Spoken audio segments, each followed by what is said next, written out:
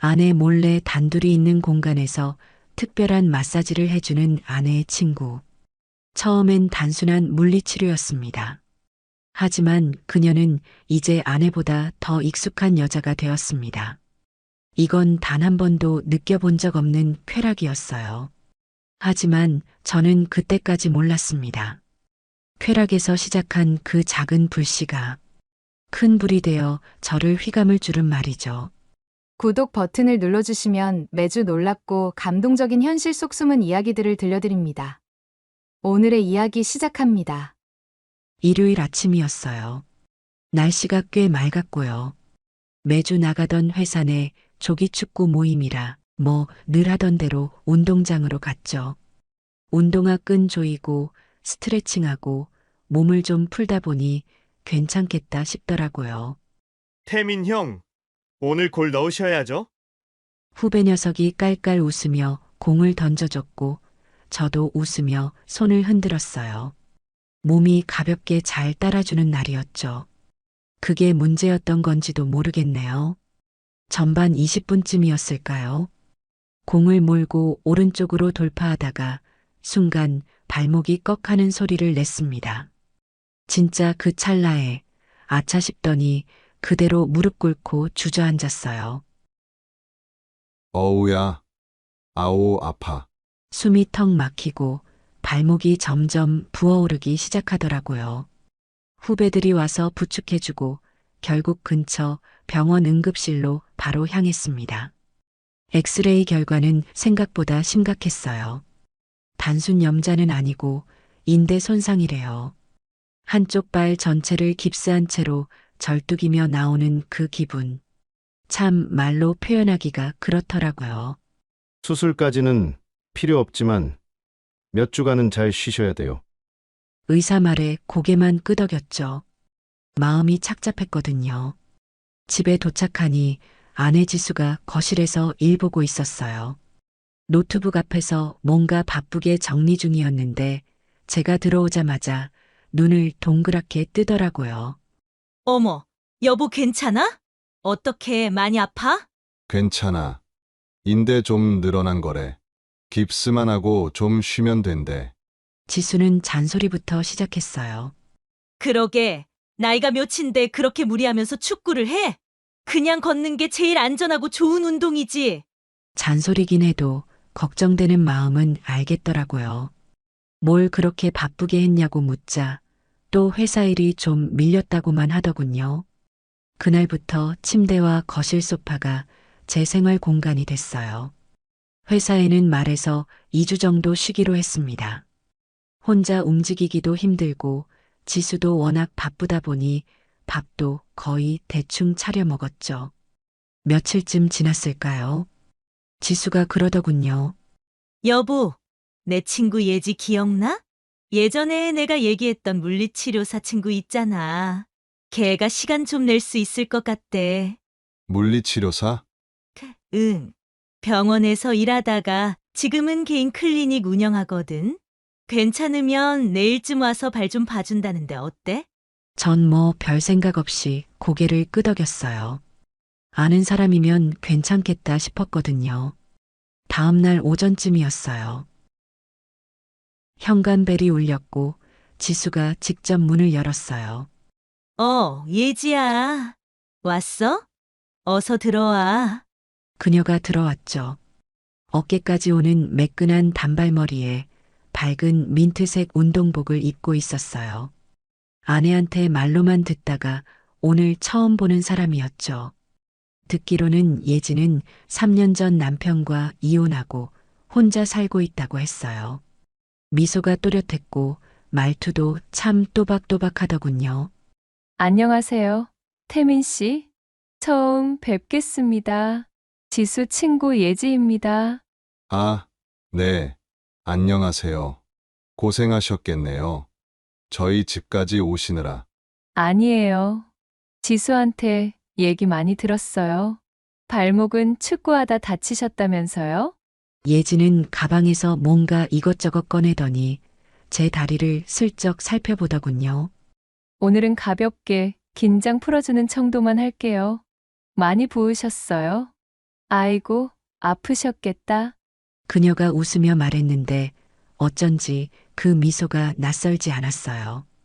거실 소파에 앉아 다리를 뻗었고 예지는 무릎을 꿇고 제 발목 근처를 천천히 만지기 시작했어요.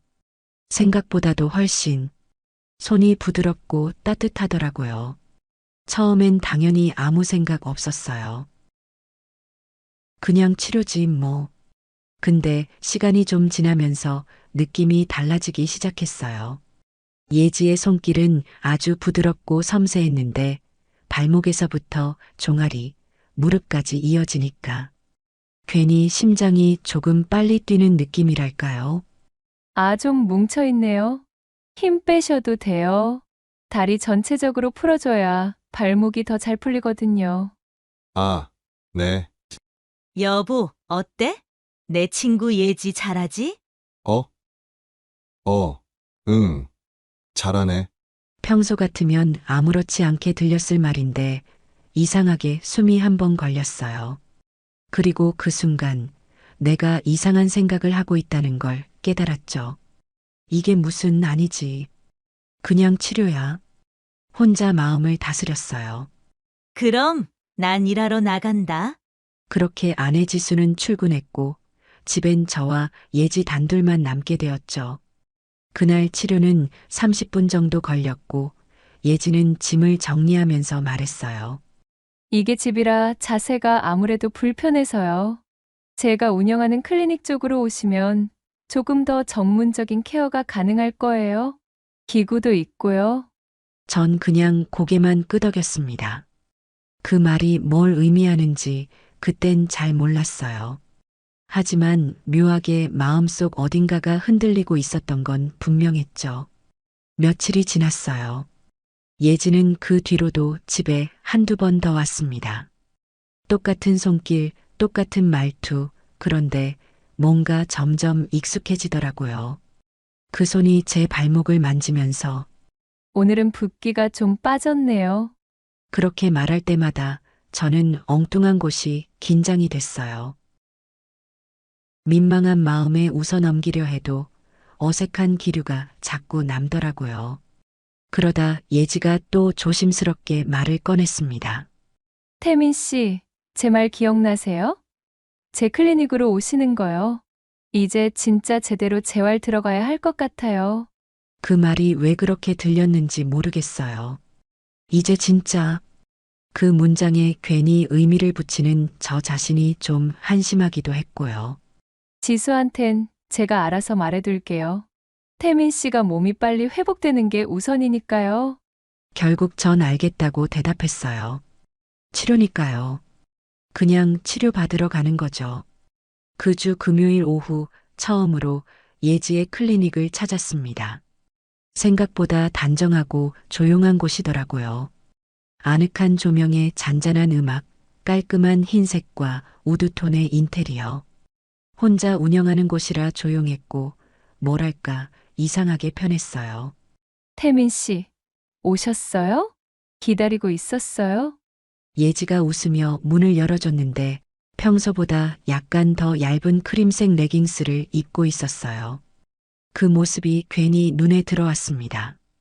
침대에 누워보라고 해서 올라갔고 예지는 조심스럽게 발부터 살펴봤어요. 많이 나아지긴 했는데요. 오늘은 허벅지까지 한번 풀어볼게요. 보행 균형 맞추려면 전체적으로 긴장 풀어줘야 하거든요. 아, 네. 그렇게 하시죠. 다시 한번 손길이 닿았고 이번엔 발목에서 무릎 그리고 허벅지 중간까지 올라왔습니다. 근데 이상하게 그 손길이 정말로 치료가 아니라 무슨 탐색하는 것처럼 느껴졌어요. 오, 축구하셔서 그런지 허벅지가 단단하시네요. 그 말에 저는 심장이 빠르게 뛰었고 다른 곳이 자꾸 굳더라고요. 긴장하지 마세요. 제가 알아서 잘해드릴게요. 그 말에 저는 또 숨이 막혔어요. 30분 정도 지났을 때 예지가 조용히 말하더군요. 태민 씨, 제가 사실 요즘 좀 외롭거든요. 그 말 너무 갑작스러웠습니다. 근데 저도 이상하게 고개를 돌리지 못했어요. 이상하죠? 근데 오랜만에 누군가랑 이렇게 가깝게 있다 보니까 예지의 손이 제 무릎 위에 얹어졌고 그 손이 아주 천천히 허벅지 위로 올라오기 시작했어요. 머리가 하얘졌습니다. 그 순간부터 무슨 말을 해야 할지, 어떤 표정을 지어야 할지 하나도 모르겠더라고요. 태민 씨, 지수 요즘 많이 바쁘죠? 네. 뭐, 그렇죠. 혼자 계실 때 많이 쓸쓸하시지 않았어요? 그녀의 말이 제 안쪽 깊은 어딘가를 건드렸습니다. 순간 입안이 말라붙고 머릿속이 멍해졌어요. 오늘은 여기까지만 할게요. 그러더니 예지가 살짝 웃으며 제 다리 위에 얹은 손을 천천히 내려놓았어요.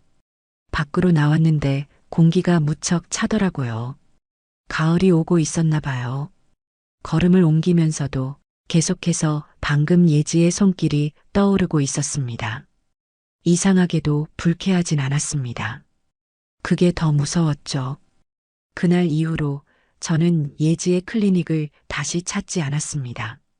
처음 간 그날, 솔직히 말하면 제 스스로가 좀 무서웠던 것 같아요. 그 손길, 그 눈빛. 그게 단순한 물리치료가 아니었다는 건 저도 느꼈거든요. 그런데 이상하게도 시간이 지날수록 그 감각이 자꾸 떠오르더라고요. 소파에 앉아 TV를 보다 보면 불쑥불쑥 그날의 분위기가 스쳐 지나갔어요. 예지가 제 무릎 위에 손을 얹던 그 장면, 그리고 묘하게 떨리던 목소리. 지수 많이 바쁘죠? 혼자 계시면 외롭지 않으셨어요? 그 말들이 자꾸 머릿속에서 맴돌았습니다. 아내 지수는 여전히 바빴고 저는 여전히 혼자였고요. 예지는 연락을 끊지 않았어요. 거의 매일처럼 문자가 왔죠. 태민 씨, 발목 괜찮으세요? 오늘은 날씨가 흐리네요. 이런 날 통증 더 심해지실 텐데요. 얼른 와요. 내일 잠깐 시간 되실까요? 혼자 계시면 점심도 같이 먹으면 좋을 것 같아요. 그녀는 끝까지 치료를 빌미로 다가왔습니다. 그런데 그 문장들 안엔 무언가 다른 의미가 늘 숨어 있는 것 같았어요. 며칠을 고민하다가 결국 다시 클리닉으로 갔습니다. 예지는 반가운 얼굴로 문을 열어줬습니다. 어머, 오셨네요. 보고 싶었어요. 그 말에 저는 대답 대신 어색하게 웃었습니다. 솔직히 말하면 가기 전날 밤엔 정말 많이 고민했거든요. 가지 말자. 선 넘지 말자. 그렇게 수십 번 되뇌었지만 몸은 결국 그 길로 향했어요. 그날의 치료는 더 조용하고 더 깊었어요. 예지는 말이 거의 없었고 그저 천천히, 아주 천천히 제 다리를 만졌습니다. 무릎을 지나 허벅지 안쪽까지 손이 닿았을 때 숨이 멎을 것 같았어요. 그 손길은 분명히 치료가 아니었습니다. 몸에 힘 빼시고 가만히 계세요. 제가 다 알아서 할게요. 그녀의 말이 그날따라 너무 부드럽게 들렸습니다. 제가 뭘 어떻게 했는지 솔직히 잘 기억도 안 납니다. 그저 한참 동안 아무 생각 없이 그녀의 손길에 몸을 맡겼죠. 저는 한참 눈을 감고 있었는데 어느 순간 제 얼굴 가까이로 그녀의 숨소리가 들렸어요. 그리고 입술이 닿았죠. 짧았지만 분명한 키스였어요. 그 순간 저는 안 된다는 생각이 들었습니다. 이성적으로 이건 아니다라고 생각했거든요. 하지만 이상하게도 제 마음 한구석은 그렇게 외치고 있으면서도 몸은 전혀 거부하지 않았어요. 그게 더 무서웠습니다. 예지가 제 입술을 스치던 그 순간 머릿속에서는 온갖 경고등이 울렸어요. 지금 멈춰야 해. 이건 아니야. 아직 되돌릴 수 있어. 하지만 그 생각은 너무 짧았고 제 몸은 어느새 그녀의 체온에 익숙해지고 있더라고요.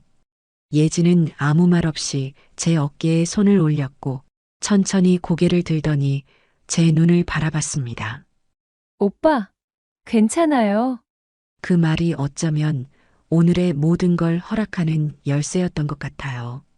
그날 예지의 손은 아주 능숙했어요. 물리치료사라 그런 걸까요?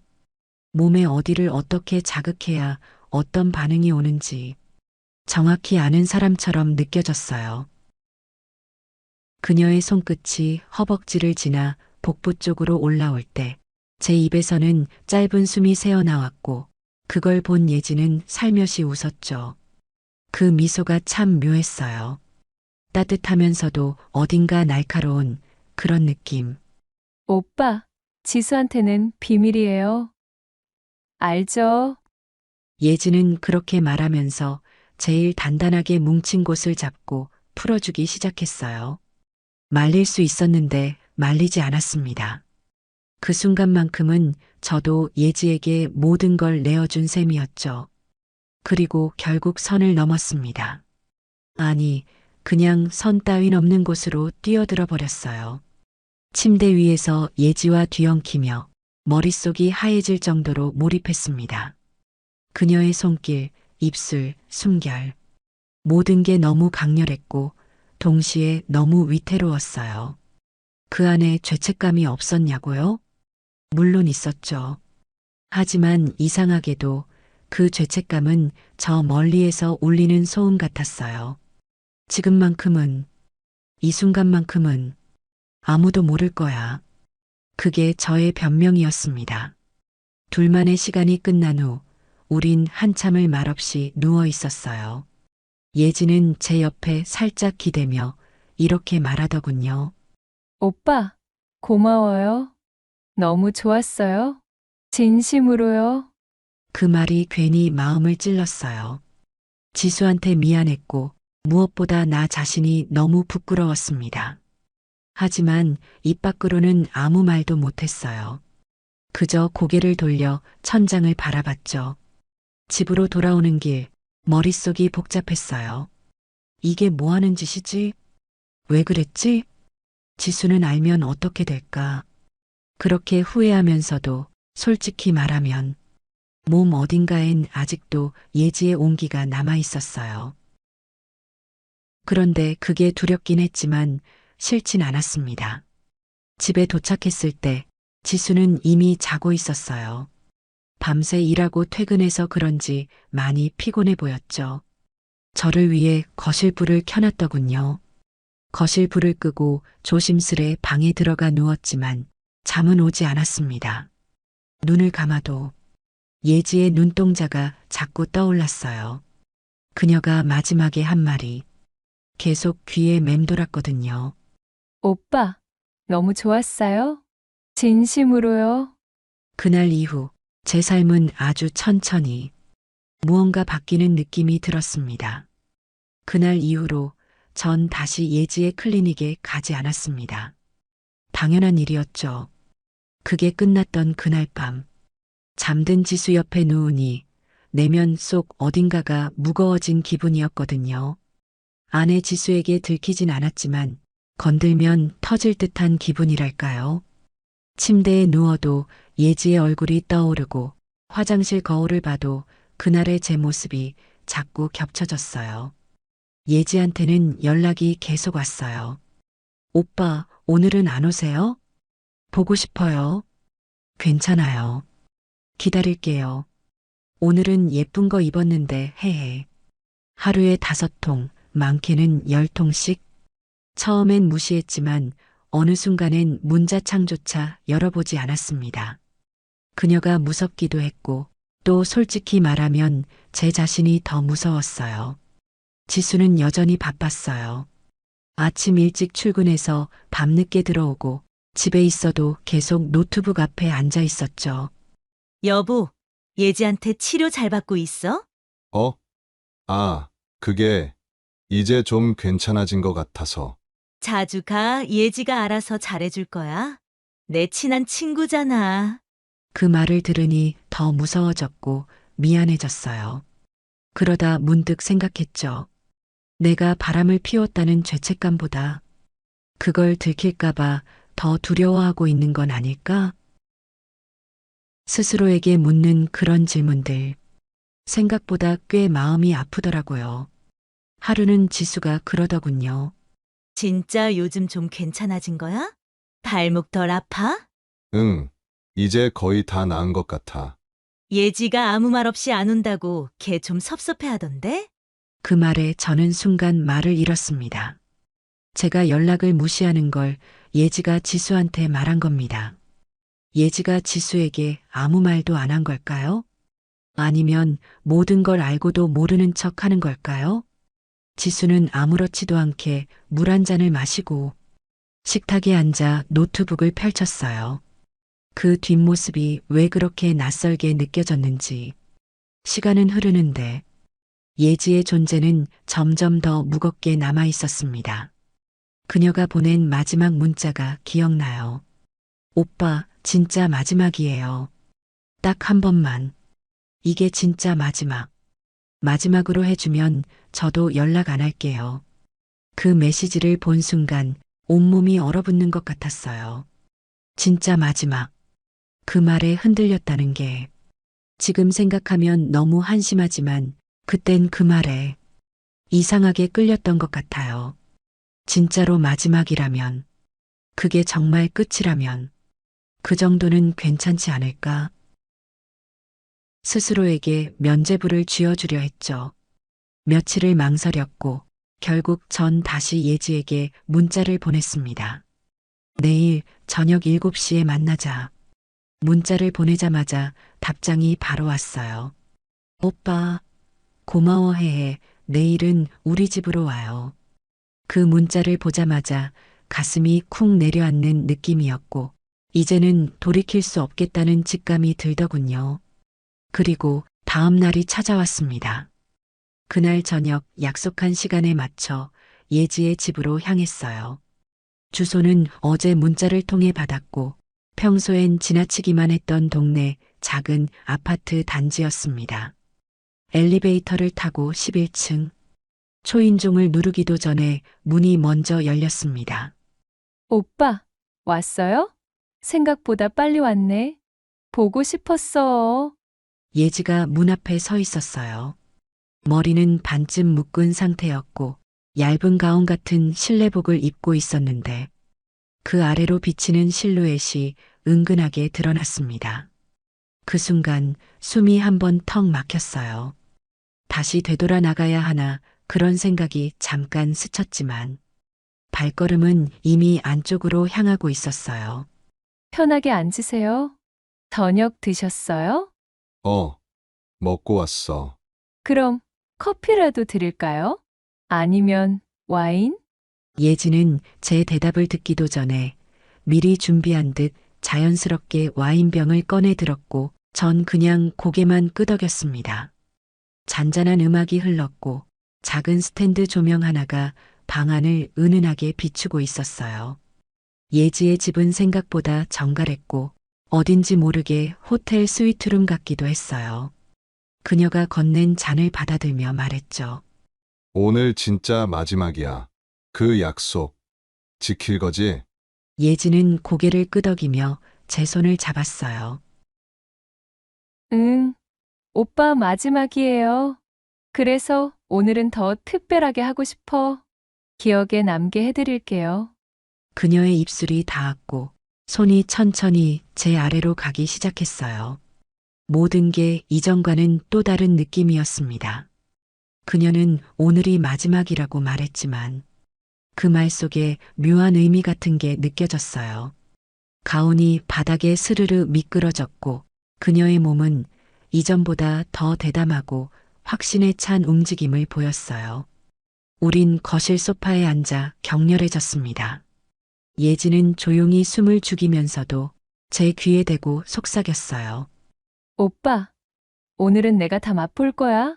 그 순간 다리가 풀릴 정도로 정신이 아득해졌고 모든 게 무너져 내리는 느낌이 들었습니다. 그리고 잠시 후 그녀가 손을 끌어 당겨 침실로 이동했죠. 침실 역시 은은한 조명에 향기로운 장미 향이 퍼져 있었고 베개 위엔 깔끔하게 접힌 시트가 놓여 있었어요. 그 모든 게 너무 잘 준비되어 있었죠. 지금 생각하면 이상할 정도로요. 그렇게 우리의 두 번째 시간은 더 격렬했고 그녀의 행동은 훨씬 더 노골적이었습니다. 시간이 절정에 다 달았을 때 뜨거운 감정을 다 쏟아내고 숨을 고르며 누워 있을 때쯤 그녀가 말했어요. 오빠, 오늘 시간도 늦었는데 그냥 자고 갈래? 지수 오늘 집에 못 들어간다던데? 순간 머릿속이 띵해졌습니다. 그녀의 옆에서 제 눈은 감기지 않았습니다. 그날 밤 저는 예지의 집에서 나와 저희 집으로 향했어요. 이제 모든 게 다 끝났다고. 이렇게라도 끝낼 수 있어 다행이라고. 제 자신을 위로하며 집으로 향했습니다. 다음 날 아침 눈을 뜨자마자 기분이 이상했어요. 머리가 멍하고 속이 텅 빈 것처럼 먹먹했죠. 예지와 보낸 그 시간들이 그게 자꾸 머릿속에서 지워지질 않았습니다. 끝났잖아. 이제 그만 생각하자. 하지만 아무리 잊으려 해도 머릿속이 비워지질 않았어요. 지수는 어젯밤에 일이 바빠 집에 들어오지 못했어요. 저는 침실에 이불을 정리하고 거실 식탁에 앉아 커피를 마셨죠. 저는 멍하니 앉아 있다가 핸드폰 문자 알림 소리에 고개를 돌렸어요. 핸드폰을 열어본 그 순간 핸드폰 화면에 메시지 알림이 뜨더군요. 발신인 예지. 동영상 파일과 함께 짧은 메시지 하나가 떠 있었습니다. 잊지 못할 우리의 마지막이야. 이게 무슨 말이야? 동영상 파일을 보려는데 지수한테 전화가 왔습니다. 여보세요? 지수야? 제 말에 아내는 아무 말도 하지 않았어요. 잠시 정적이 흘렀습니다. 그 다음 들려온 지수의 목소리는 낯설 만큼 낮고 단호했어요. 지금 어디야?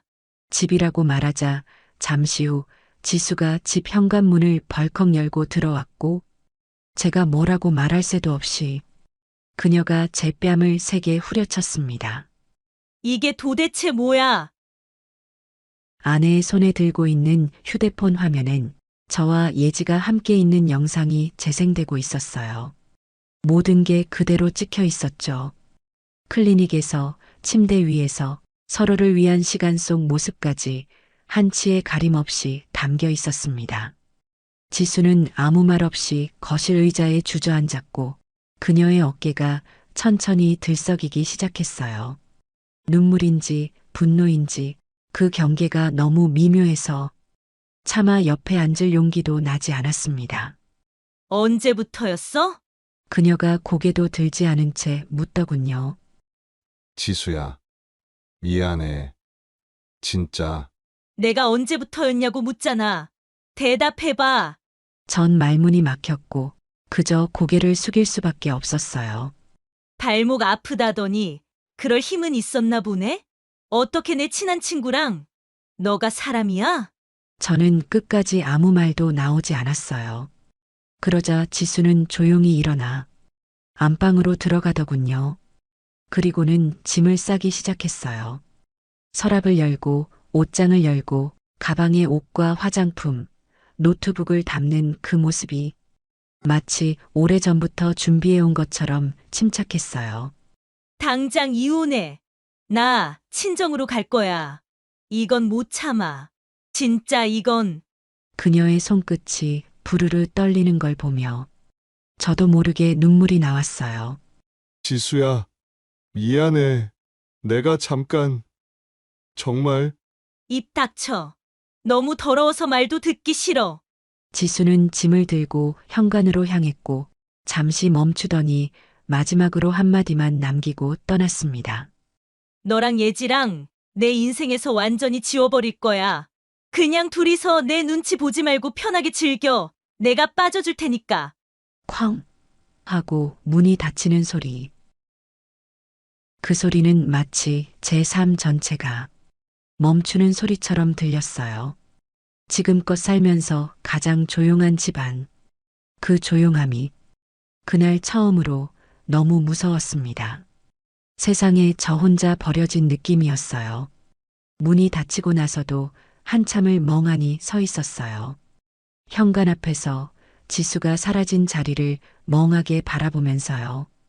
그날 집안은 이상할 만큼 조용했고 그 조용함 속에서 저는 모든 게 끝났구나 하는 생각을 했던 것 같아요. 혼자 거실에 앉아 있는데 휴대폰이 또 울렸습니다. 보기도 전에 알겠더군요. 예지였어요. 오빠, 우리 그날이 마지막이 아닐지도 몰라. 이젠 우리 둘만 남았잖아. 기다릴게.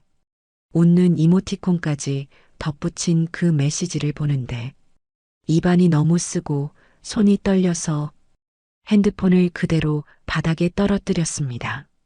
예지가 그 영상을 지수에게 보낸 이유, 이제는 뻔히 보였어요. 처음부터 그녀는 들키길 바랐던 거죠. 그래야 지수가 떠나고, 그래야 제가 혼자가 되고, 그래야 그녀가 들어올 수 있으니까요.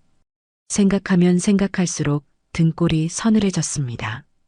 그날 밤 저는 한숨도 자지 못했어요. 잠을 자려고 눈을 감으면 지수의 눈빛이 떠오르고 예지의 웃음소리가 섞여서 들렸습니다.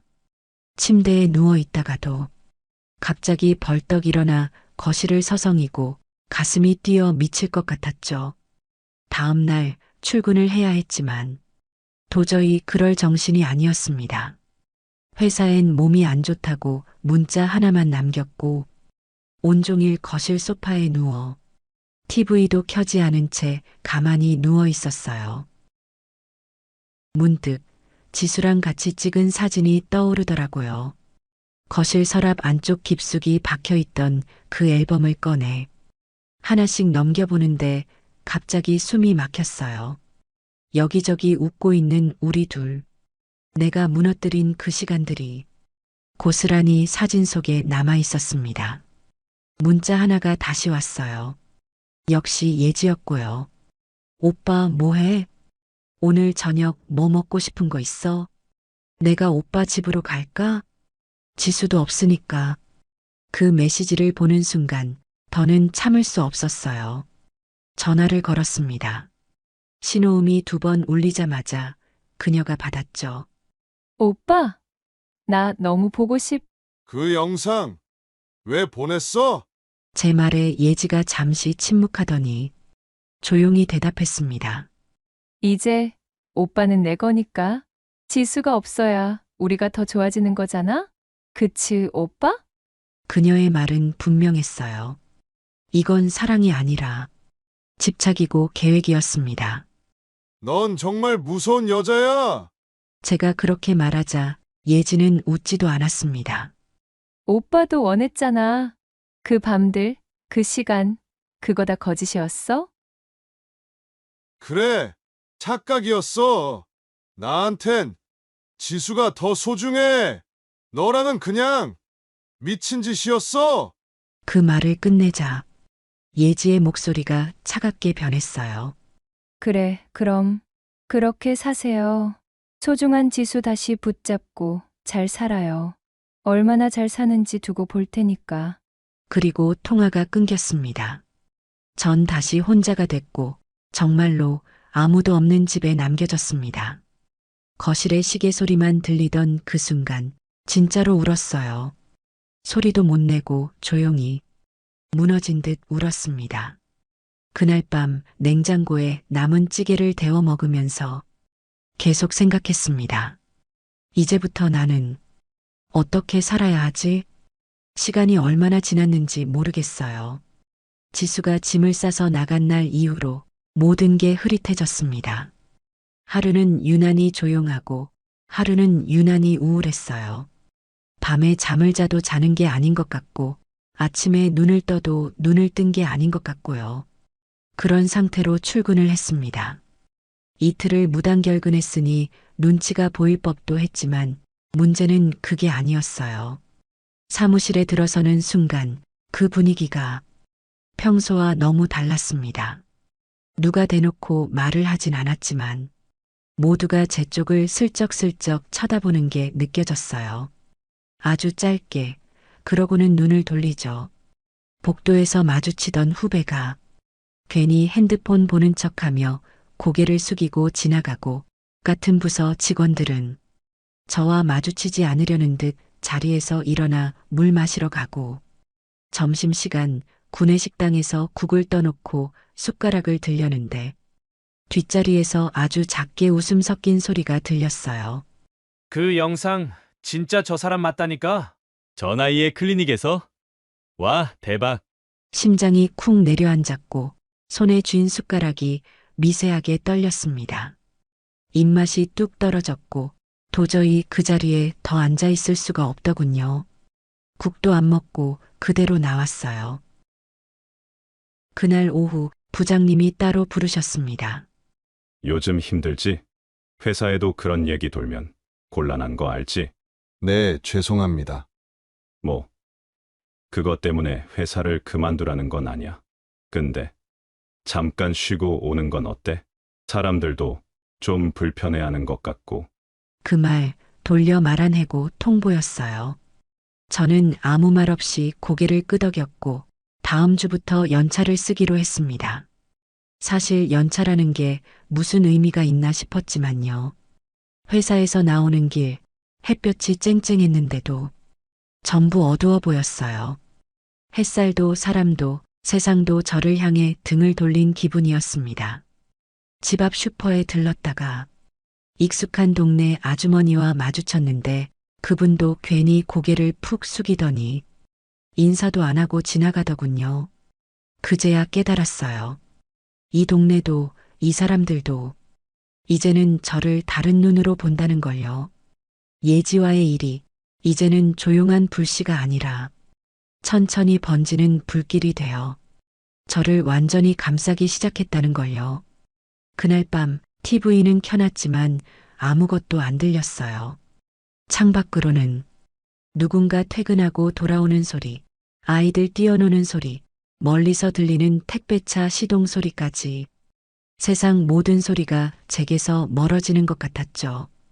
그 안에서 전 혼자 더 작아지고 있었습니다. 회사에 사직서를 냈어요.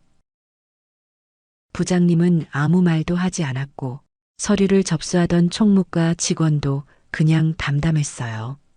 아무도 잡지 않았습니다. 마음이 솔직히 좀 씁쓸했어요. 그래도 그 회사에서 15년 넘게 일했거든요. 나름 성실하게 묵묵히. 그런데 끝은 참 비참하더라고요. 어느 누구도 건네는 한마디 작별 인사 없이 그냥 사라지듯 그렇게 퇴직했습니다. 동네도 떠나기로 했어요. 차라리 잘 됐다고 생각해요. 아파트 전세 계약은 지수가 빠져나가며 끝났고 저는 간단히 짐을 정리해 서울 외곽의 오래된 원룸으로 이사했죠. 방 하나, 부엌 하나, 화장실 하나. 창문은 작고 햇볕도 반나절만 들고요. 냉장고는 중고였고 가스레인지는 녹이 슬어 있었어요. 처음 문을 열고 들어섰을 때 이제 진짜 혼자구나. 그 생각이 확 밀려왔어요.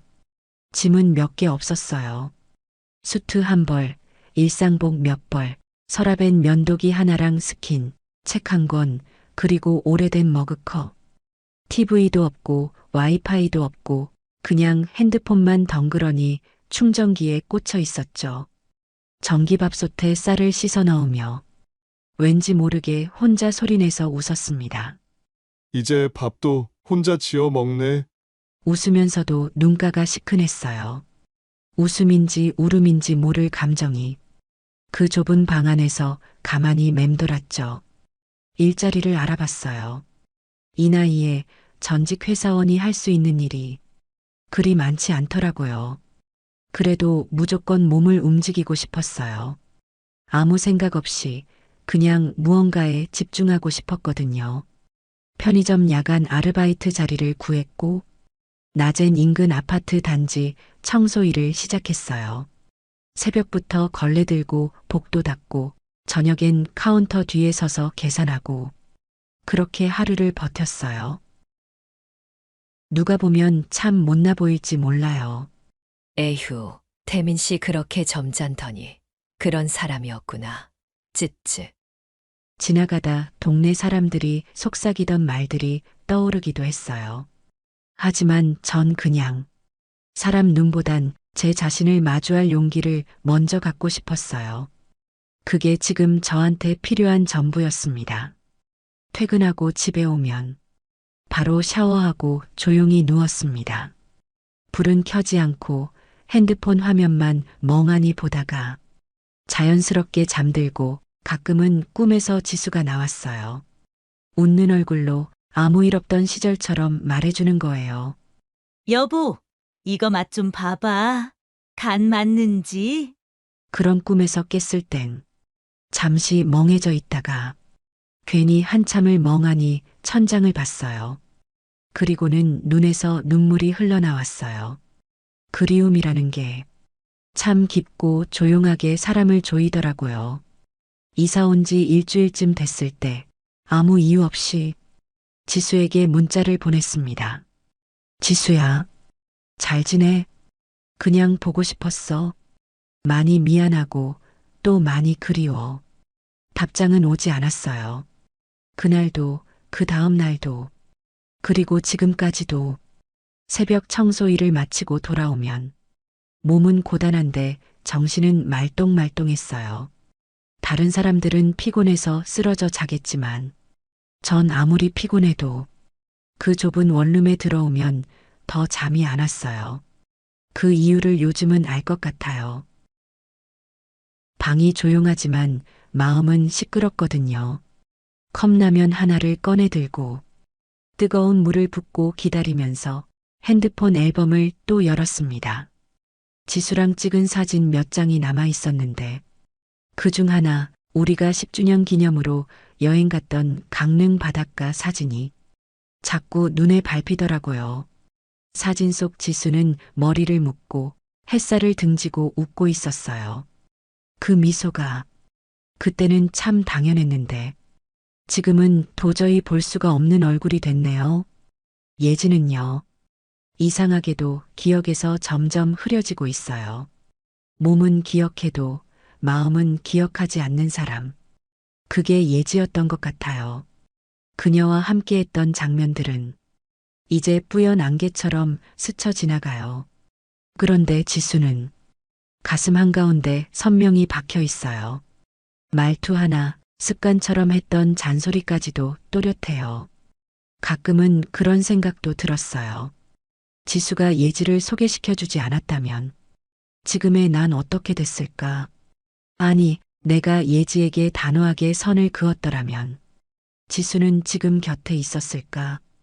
그런 만약들이 요즘 따라 너무 많아졌어요. 퇴근길에 시장 앞을 지나가다가 지수가 좋아하던 꽈배기 가게를 봤어요. 예전에 퇴근하고 꽈배기를 사서 집으로 가면 환하게 웃던 지수의 예쁜 표정이 떠올랐어요. 별 생각 없이 줄을 서고 하나를 사서 들고 나오는데 문득 그런 생각이 들었어요. 지금 이걸 지수한테 갖다 주면 무슨 표정을 지을까? 그냥 그런 상상만 해도 가슴이 꽉 막혔어요. 돌아오는 길 괜히 괴로워서 예지에게도 문자를 한 줄 남겼습니다. 넌 지금 괜찮냐? 넌 지금이라도 후회는 안 하냐? 저는 웃기게도 은근 답장을 기다렸어요. 하지만 답장은 오지 않았고 제 인생에서 예지는 완전히 사라진 느낌이었어요. 마치 존재하지 않았던 사람이었던 것처럼 이제 제 주변엔 아무도 없습니다. 예지도, 지수도, 회사도, 동네 사람들도 남은 건 이 작은 방과 쌓이는 후회뿐이에요. 혼잣말이 많아졌어요. 누가 들으면 이상하게 생각하겠지만 요즘은 그냥 나도 모르게 말을 흘려버려요. 이게 뭐라고 이렇게 허하냐. 그냥 그때 한 번만 참았으면 됐는데. 지수야, 넌 이제 정말 나를 미워하겠지. 그런 말들을 조용히 중얼거리다 보면 조금은 괜찮아지는 것 같기도 하고 더 무너지는 것 같기도 해요. 요즘엔 TV도 안 켜요. 소리가 싫어서 그런 건 아닌데 괜히 텅 빈 방에서 혼자 웃고 울까봐. 그게 더 겁나더라고요. 가끔 핸드폰으로 유튜브 보다가 지수랑 즐겨보던 현실사연 채널 영상이 올라오면 손가락이 멈칫합니다. 둘이서 함께 그걸 보면서 웃고 즐거워하던 순간들이 떠올라서 지수의 웃는 표정을 다시 보고 싶어서 또 눈물이 났습니다. 혼자 밥을 먹는 게 익숙해질 줄 알았는데 아직도 그건 어렵네요. 김치 하나, 계란 후라이 하나. 그래도 끼니는 챙기자 싶어 겨우 밥을 차려도 반쯤 먹다가 손이 멈춰요. 예전에 지수가 자주 말했거든요. 일하다 밥 혼자 먹으니까 맛없어. 여보랑 밥 같이 먹을 때가 제일로 맛있어. 그 기억이 밥 한 숟가락보다 더 무겁게 다가와요. 오늘은 지수에게 또 문자를 보냈어요. 내용은 짧았어요. 잘 지내? 정말 많이 미안해. 정말 많이 그리워. 보내고 나서 괜히 핸드폰을 계속 붙잡고 있었어요. 알림 소리 하나 울릴까 싶어서 1시간 넘게 화면만 바라봤어요. 결국 아무것도 안 오더군요. 참 신기하죠. 사람이 잘못을 하고 나면 그걸 모르는 순간보다 알게 된 순간이 더 아프더라고요. 예전엔 몰랐던 지수의 고마움, 그 눈빛 하나, 손길 하나가 이제는 너무 선명해서 차라리 그걸 몰랐더라면 그래도 덜 아팠을까 싶어요. 밤이 되면 그날 그 영상 속 장면이 아직도 가끔 떠올라요. 제가 예지를 안고 있던 그 모습이요. 그 장면이 이제는 쾌락이 아니라 죄로 다가옵니다. 한순간의 쾌락에 저는 모든 것을 잃었습니다. 정말이지 모든 걸 망쳤네요. 혼자 자는 밤, 방 안에 시계 소리만 들릴 때 그 정적이 제 속을 파먹는 것 같아요. 그래서 저는 오늘도 혼잣말을 하며 스스로를 달래고 있어요. 지수야, 한 번만, 딱 한 번만 돌아와 줄 순 없겠니? 그날은 비가 오는 오후였어요. 창문에 떨어지는 빗방울 소리가 가슴을 툭툭 치는 것 같더라고요. 일을 마치고 돌아오는 길, 비에 젖은 우산을 접으며 문득 그런 생각이 들었어요. 나는 지금 무엇을 위해 살고 있지? 아무도 없는 집, 아무도 기다리지 않는 저녁. 그런 하루들이 계속되다 보니 누군가의 이름이라도 불러보고 싶었어요. 지수에게 연락을 했던 문자는 아직까지 답이 없었고 이제는 그조차도 기대가 사라졌어요. 그때 떠오른 이름이 웃기게도 다시 예지였어요. 예지가 아니었다면 지수와의 모든 시간도 이렇게 무너지지 않았겠죠. 하지만 또 한편으론 예지가 아니었다면 제가 이렇게나 크게 무너질 수 있었을까 싶기도 했어요. 그만큼 제가 약했고 흔들렸고 결국 무너졌던 거죠. 주저하다가 예지에게 전화를 걸었어요. 신호음이 울리는 동안 가슴이 조여왔고 통화 연결음 끝에 들려온 목소리는 그녀의 목소리가 아니었어요. 연결음이 2번 울리더니 바로 끊기더군요. 그제야 알았어요. 차단당한 거였어요. 그래도 미련이 남아 카카오톡 프로필을 확인해 보니 아무것도 보이지 않았어요. 차단당한 게 확실했죠. 그 순간 마음이 참 서늘했습니다. 한때는 내 이름을 하루에 수십 번씩 부르던 사람이었는데 이제는 그저 차단 목록 어딘가에 저장된 사람일 뿐이라니. 그날 밤 침대에 누워 가만히 천장을 보며 이런 생각이 들었어요. 지수도 없고 예지도 없고 친구도 직장도 이젠 정말 아무도 없네. 저 자신이 너무 불쌍하다고 생각했지만 사실 그 모든 걸 만든 건 저였다는 걸 인정할 수밖에 없었어요. 그렇게 혼자 중얼거리다가 스르르 눈이 감겼고 꿈을 꿨어요. 꿈속에서 지수가 제 앞에 서 있었어요. 그녀는 아무 말 없이 그저 저를 바라보다가 돌아서서 걸어갔어요. 제가 소리쳤어요. 지수야, 가지 마. 한 번만 돌아봐 줘. 하지만 지수는 한 번도 돌아보지 않았어요. 눈을 떠보니 새벽 3시였고 눈물의 베개가 젖어 있었습니다. 이제 정말 어디에도 기대할 곳이 없는 것 같아요. 정말이지. 너무 늦어버렸네요. 창밖을 아무 생각 없이 바라보다가 갑자기 그런 생각이 들었습니다. 나 지금 어디 있는 거지? 어디라고는 말할 수 있어요. 서울 외곽의 낡은 원룸, 그것도 고시원에 가까운 구조의 건물. 근데 마음이 있는 자리는요. 그건 잘 모르겠더라고요. 아무도 없는 곳 같았어요. 텅 빈 어딘가. 사람은 혼자 있는 것보다 혼자 남겨졌다고 느끼는 것이 더 무서운 것 같아요. 내가 원해서 혼자 있는 게 아니라 모두가 나를 떠나서 혼자 남게 되는 거. 그게 진짜 외로움이더라고요. 지금 내 곁엔 말 한마디 건네줄 사람도 없고 전화해볼 친구도 없어요. 예전 같았으면 지수가 일요일 아침 차를 끓여주며 여보, 주말은 좀 쉬어. 오랜만에 우리 같이 데이트할까? 그렇게 말했을 텐데 이제는 그 여보라는 호칭조차 세상 어디에도 들을 수 없겠죠. 주말이 되면 원룸 건물은 조용해져요. 다들 나가거나 가족 만나러 가거나. 근데 저는 어디 갈 데도 없고 만날 사람도 없어요.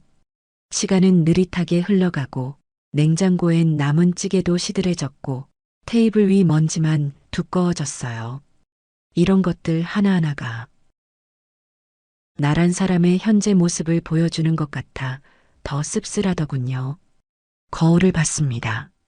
거울 속에 있는 사람은 분명 저인데 예전 그 회사원 김태민은 아니었어요. 어깨는 축 늘어져 있고 눈가엔 피곤함이 깊게 들어앉아 있고 무엇보다 눈빛이 달라졌더라고요.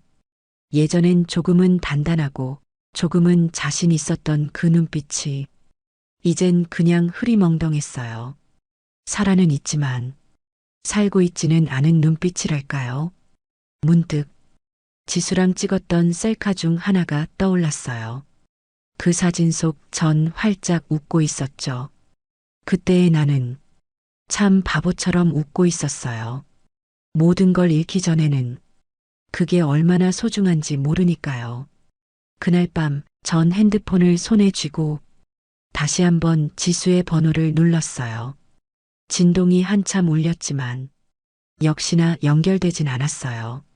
그리고는 메시지 창에 한 줄을 썼습니다. 지수야, 나는 지금 너무 늦었지? 그래도 너만큼은 잊을 수가 없어.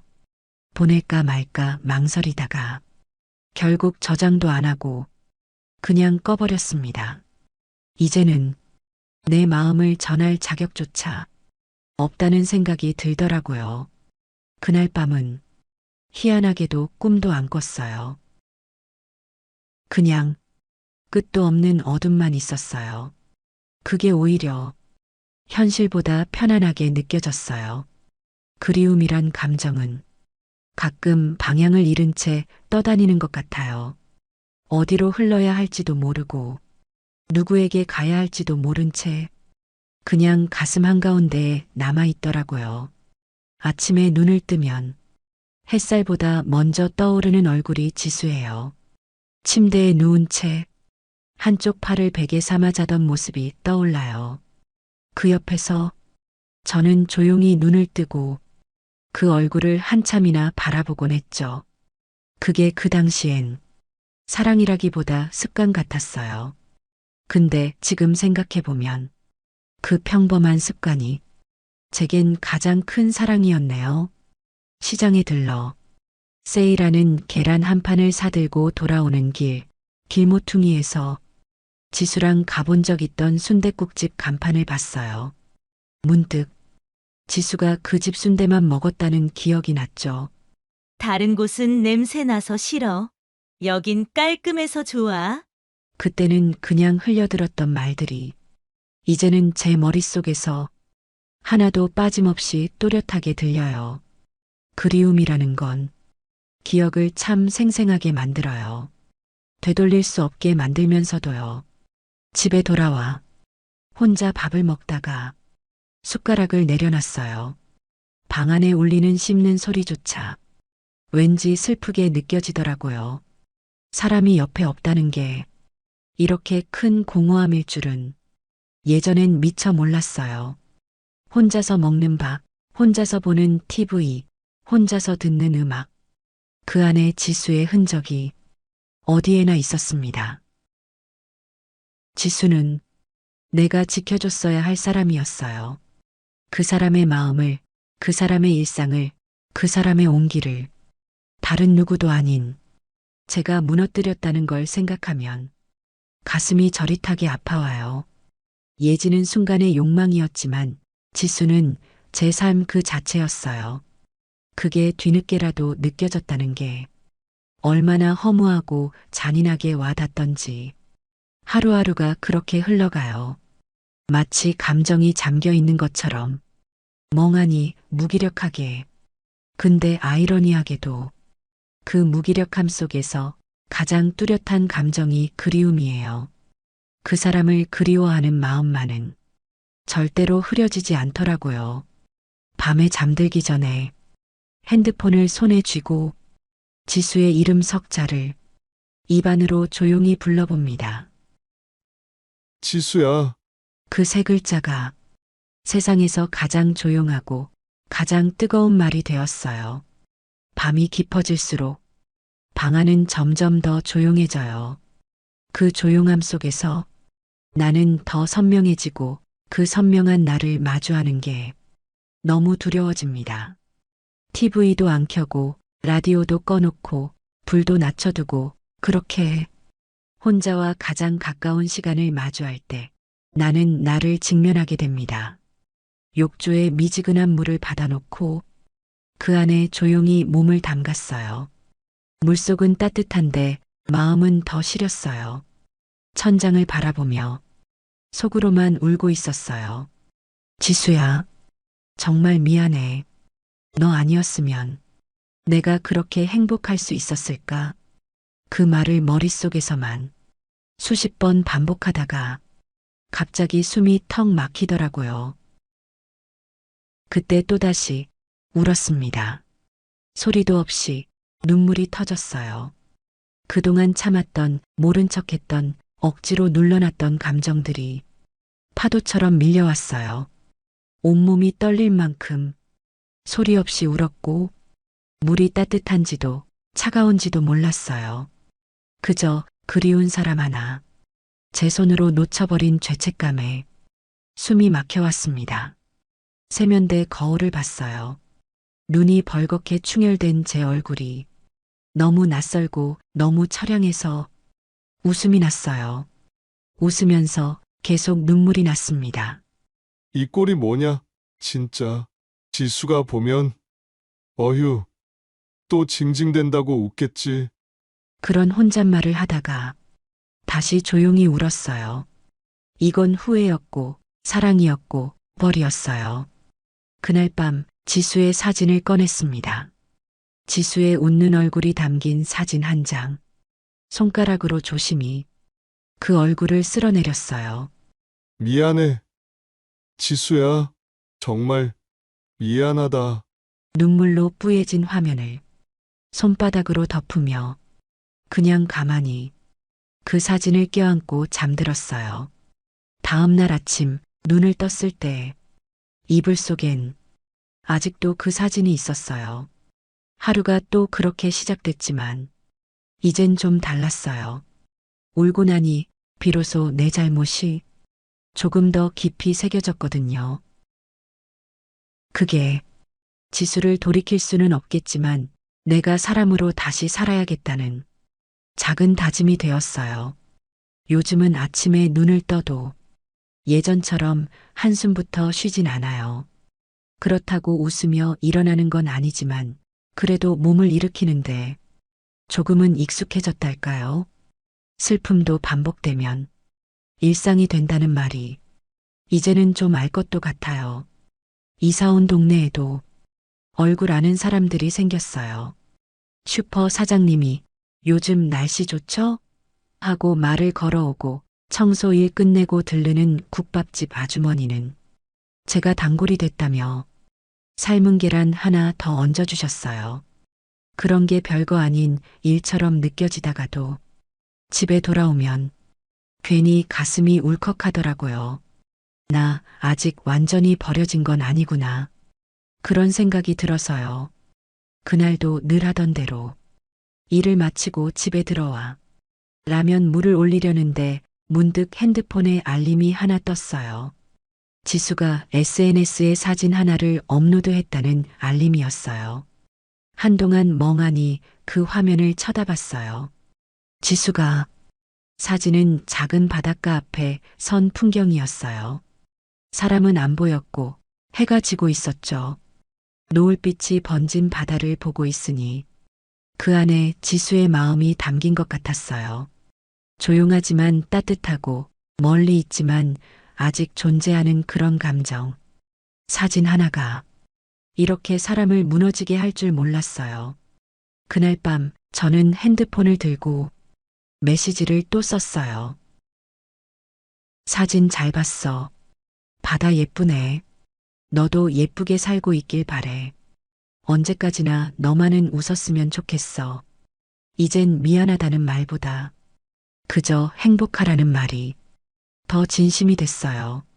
그 사람을 붙잡고 싶은 마음보다 이젠 그냥 웃고 살았으면 하는 마음이 더 커졌거든요. 메시지를 보내고 나서도 답장은 기대하지 않았어요. 그건 욕심이라는 걸 이제는 잘 알거든요. 근데도 이상하게 가슴이 조금 가벼워졌어요. 이젠 내가 보낸 마음이 상대에게 가닿지 않더라도 보낸다는 그 자체가 의미 있는 일 같았어요. 바람이 살랑 불어오는 저녁, 창문을 조금 열었더니 선선한 공기가 방 안으로 스며들었어요. 지수야, 이 바람 너도 어딘가에서 느끼고 있을까?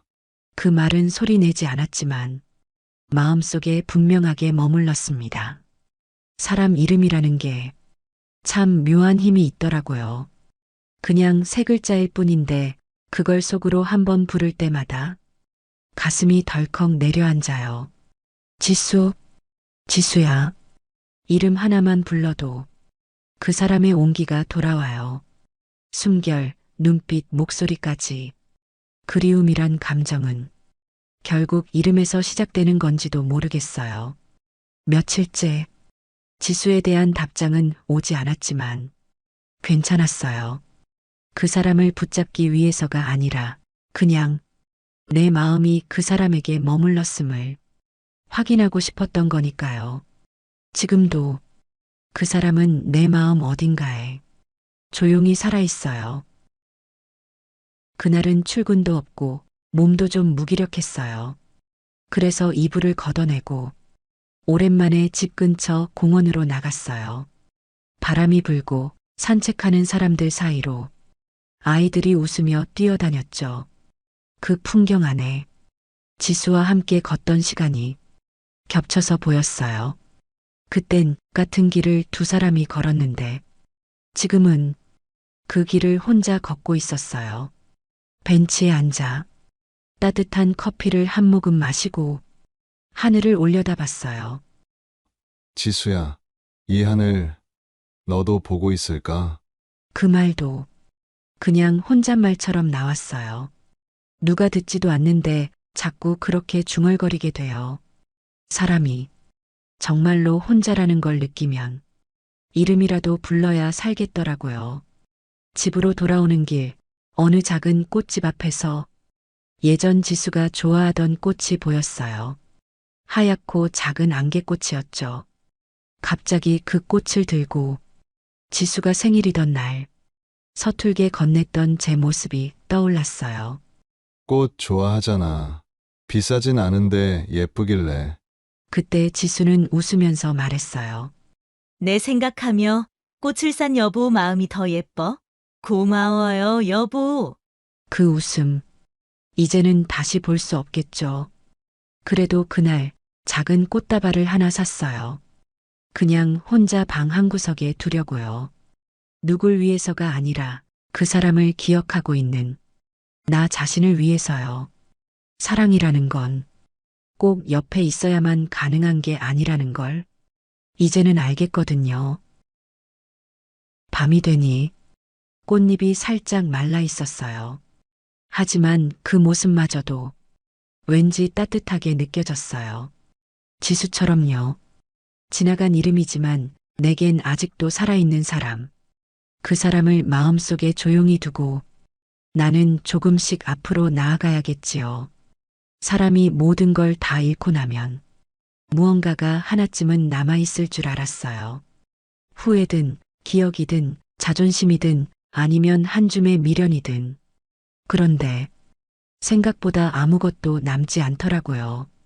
오늘은 일도 쉬는 날이었고 햇살이 좋았어요. 그냥 집 앞 언덕길을 따라 천천히 걸었어요. 누구를 만나러 가는 것도 아니고 무슨 할 일이 있는 것도 아니었죠. 그저 걷고 싶었어요. 걷다 보면 생각들이 좀 정리될 줄 알았거든요. 어느 벤치에 앉아 눈을 감고 바람을 느꼈어요. 햇살이 따뜻하게 볼을 스쳤고 멀리선 누군가 아이 이름을 부르고 있었어요. 지우야, 여기야. 그 이름이 잠깐 지수처럼 들렸어요. 놀랐죠. 아직도 이렇게 귀가 그 사람 이름에 민감한 걸 보면, 지금 생각해보면 그 사람에게 받은 사랑이 너무 컸던 것 같아요. 그래서 제가 함부로 다뤘고 잃고 나서야 그 무게를 알았죠. 예지에게 흔들렸던 시간은 사실 그만큼 제 마음이 허약했다는 증거였어요. 지수는 항상 조용히 기다려줬는데 저는 그걸 모르고 살았죠. 이제는 그 모든 걸 돌이킬 수 없다는 걸 정말 진짜로 받아들이게 됐어요. 그래서일까요? 요즘은 그립다는 감정보다 고맙다는 생각이 더 많이 들어요. 그 사람이 내 인생에 와줘서 고맙고 나랑 살아줘서 고맙고 끝까지 참아준 것도 고마워요. 그리고 이만큼 아프게 해줘서도 지금은 고마워요. 아프지 않았으면 저는 끝까지 제가 어떤 사람인지 몰랐을 테니까요. 이 벤치에 앉아서 문득 그런 생각이 들었어요. 이젠 나도 나를 좀 안아줘야겠구나. 지금의 나를 후회투성이지만 진심인 이 마음을 그냥 있는 그대로 인정해주는 것. 그게 지수를 위한 사과일 수도 있고 나 자신을 위한 회복일 수도 있고요. 혼잣말로 그 이름을 한 번 더 불러봤어요. 지수야, 이젠 아프지 않아요. 그 이름이 이제는 나를 찌르지 않고 그저 부드럽게 스며드는 느낌이에요.